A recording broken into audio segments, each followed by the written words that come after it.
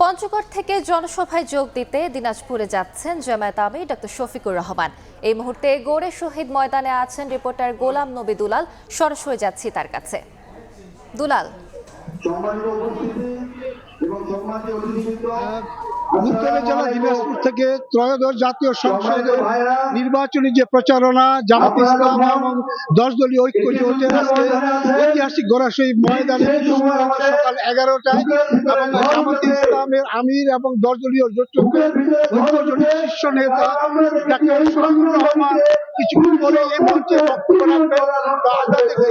যে এখানে যারা বক্তব্য দিয়েছেন ইতিমধ্যে যে দিনাজপুরে 6টি আসন, সে 6টি আসনে জামাত ইসলাম এবং একটি এনসিপি, সেই নেতৃবৃন্দ যারা এমপি প্রার্থী তারা কিন্তু এখন বক্তব্য রাখছেন।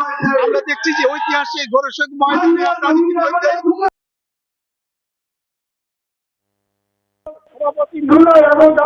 আপনারা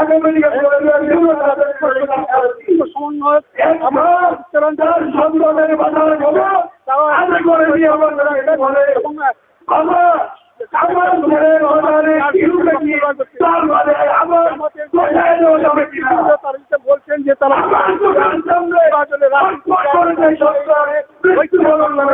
তারা চাই যে ফেসিবাদ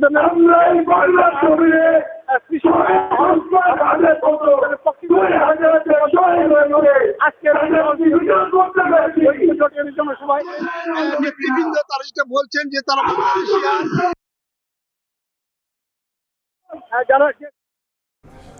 সরাসরি যুক্ত ছিলাম গৌড়ে শহীদ ময়দানে।